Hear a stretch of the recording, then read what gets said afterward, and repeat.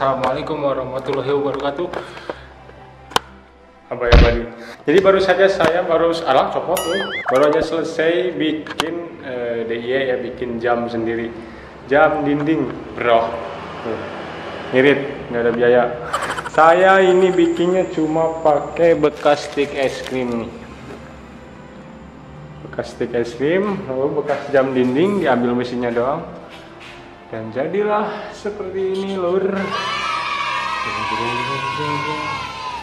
Tapi ngomong-ngomong, ini konsep yang bungkus mesinnya apa ini susah.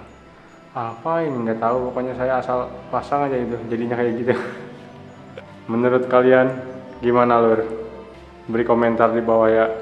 Nggak ahli nih, asal kok bikinnya asal. Buat kalian yang pengen tahu gimana cara saya bikinnya, oke, kita lihat videonya.